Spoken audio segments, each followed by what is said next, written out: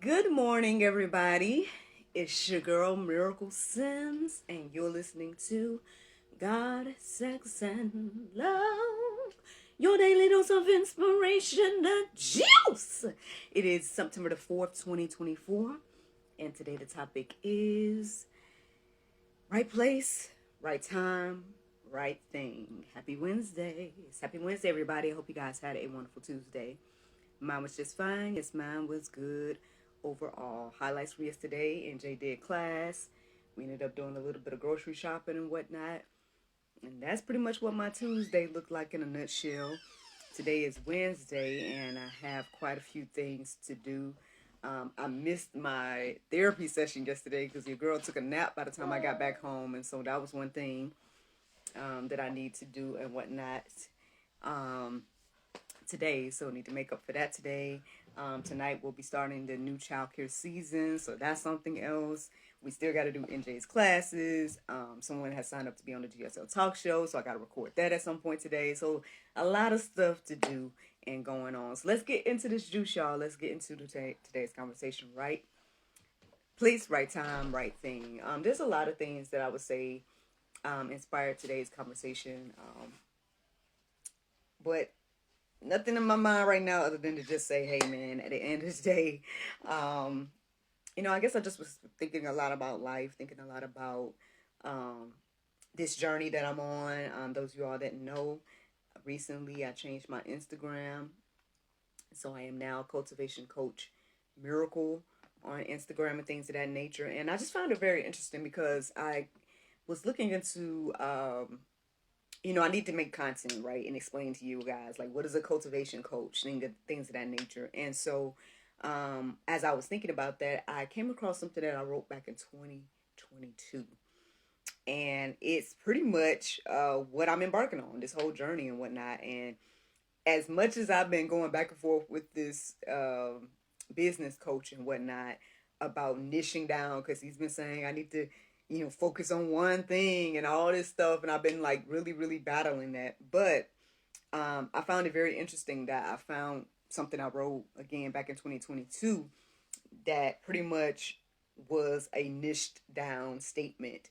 So I was like, you know what?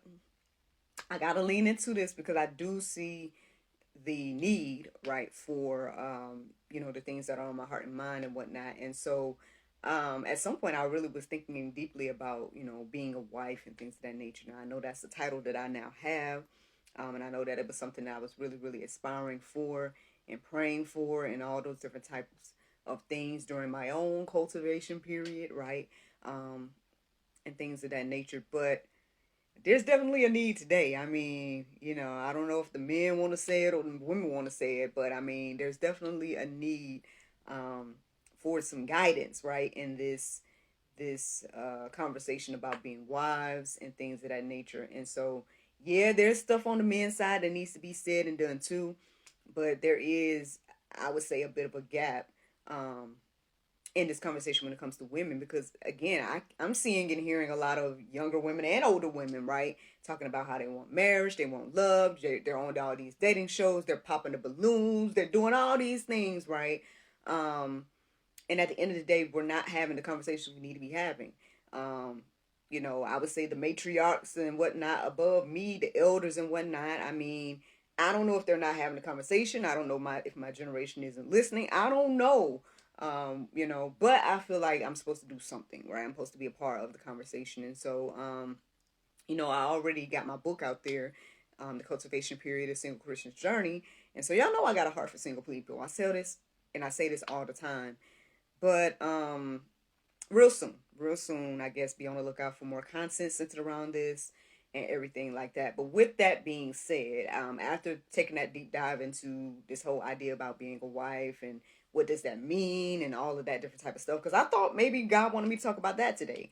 But at some point, I kind of laid down that idea and was thinking about some other things, and ultimately, again, this conversation or this title or whatnot came to my heart and mind about, again, right time, right place, right thing. I mean, it's important for us to be doing all three of those things in order to really truly, I guess, be in alignment with the Lord and things of that nature. And so That's what today's conversation is about. That's where the inspiration came from. So let's get into it, y'all.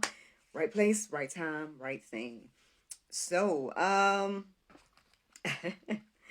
mean, I guess the main thing to get into is verses, and I was pretty much inspired by the first verse that I felt led to write down is good old Esther. All right, Esther 4:14. It says, "For if you keep silent at this time, relief and deliverance will rise for the Jews from another place, but you and your father's house will perish. And who knows whether you have not come to the kingdom for such a time as this." Um, I know a lot of times when we think about Esther, this is what we think about, this wise statement from her uncle or cousin Mordecai, right? I mean, it's interesting because I think NJ is in there watching VeggieTales right now, and it's the Esther one. So everything is in alignment with this conversation. Um, and yeah, who knows, right? It seems like, right, she was strategically placed to be able to allow God's plan to go forth. And even though, quote unquote, God was not mentioned in the entire book of Esther, I know that's something that people have pointed out in the past, you can see his hand working in all the situations. So Mordecai, I guess, is showing her and now us in this day and time that, again, God's plan, his will is going to prevail with or without you.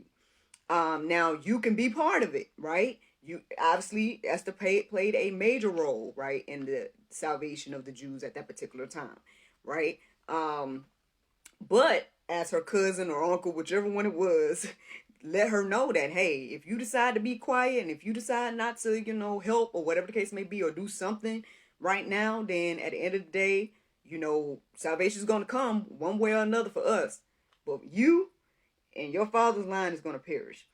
And I guess I'm here to warn you today, whoever you are listening to the sound of my voice, that this could be a message for you, friend. I know that might be tough. That might be poke. We might not want to hear that or receive that, or you might think I'm just out here talking. I don't know, who you are listening to the sound of my voice today. All I'm gonna say is this is what I felt led to talk about today. And again, if you're listening to it, I feel like God sent you here to listen. Because I mean, look, out of all the things you could be seeing and listening, you seeing and listening to me. So I mean, listen. I hope you're encouraged and inspired to know that you are that important to the plan of God. But at the same time, too, understand that God's will and way and plan is going to succeed again with or without you. I can't help but think about, what got me to be here today, and yes, I think about, my father's conception. I think about my conception. I think I told you guys about those things multiple times, just in case it's your first time or something like that. Long story short, without getting too deep into other people's personal testimonies, I just say again, my father was conceived in a way where my grandmother and who I know to be my grandfather were on a quote unquote break or separated or whatever was going on at that particular time, and my grandmother conceived my father with another gentleman, X, Y, and Z.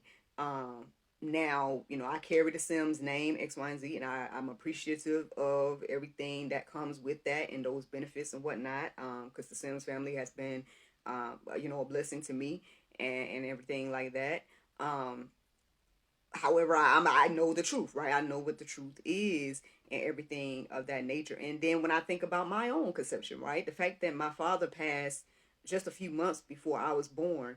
And my mother was only married to him for maybe like a year or two, if that much, and I can't remember how long they dated, but, for my mom to end up in a single mother, situation and whatnot, when she was pregnant and all these things. I mean, in these days and times, we know what women in those positions do. People are fighting for laws right now so they can be able to abort and do everything else and get rid of the responsibility of being a wife and mother and all this different type of stuff. And so, I'm grateful, right? I'm grateful to be here today. I'm grateful to be here talking, knowing that both of those situations could have ended up, terribly, you know what I mean? I guess terribly for me, you know what I'm saying? And the fact that both of those matriarchs before me, decided to go forth, right, and live their purpose and carry their seeds and things of that nature. And my father was able to live and marry my mother and And here I am today, and there my son is and things like that. And the line is going on and on. Um, why am I sharing all that? Again, I guess, again, right place, right time, right thing, right? Now again, and God can work it out. You know what I mean? He can have, he got grace and mercy for us. So again, was it the right thing for my, grandparents to be separated? Was it the right thing for things to have happened the way it did? Probably not. But guess what? Some great things came from it. I believe that my father, every time I hear about him, people speaking highly. Now, I know that's one of those things that happen when you pass away. People always speak highly of the dead, for the most part, unless you did something completely evil.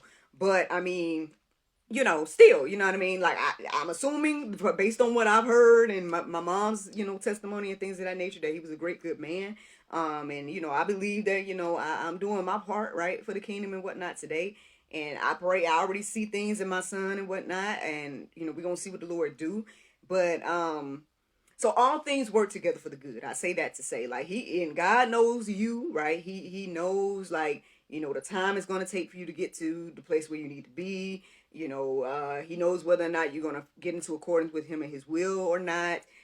He has grace and mercy for you, right? And so I'm not sitting here trying to rush your process, right? Because I get it. It took me a while for my process too, right, to get where I am today. So I'm not sitting here trying to rush nobody, but at the same time, I am trying to, I guess, show some urgency here and let you guys know how important you being in the right place at the right time, doing the right thing can be. And if we think back on Esther, right, she ended up being in the right place at the right time, and then she did the right thing as well. But let's say she didn't, right? Again, Mordecai already told her what that was going to look like.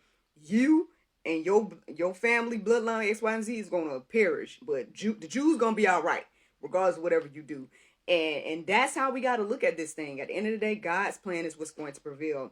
Matter of fact, as I was writing down the verses, that really, really was standing out to me, this idea of understanding that God's plan is what is going to happen, and everything like that. And I kept trying to look for a particular verse, and I don't know if I found it, but the one that stood out to me to at least go ahead and write down was Proverbs 19:21. And it says, many are the plans in the mind of a man, but it is the purpose of the Lord that will stand. At the end of the day, again, if we go back to Mordecai and Esther, you know what I'm saying? The purpose was to save the Jews. Now, whether she was going to do her part or not, hey, it was up to her. She had the free will, right? But again, the Jews was going to be saved regardless, right? I guess same for us today, right? What does that look like in your life? Hey, I don't know. Lord knows I've tried my best to, like, encourage and inspire other people. I wrote my book, all these different things, again, played a part, I guess, in my own journey, in my own life. A lot of this I could have kept to myself. I don't have to be recording this right now. You know what I'm saying? I could just be with my son right now, or he could probably even be in the school and I could be doing who knows what. You know what I'm saying?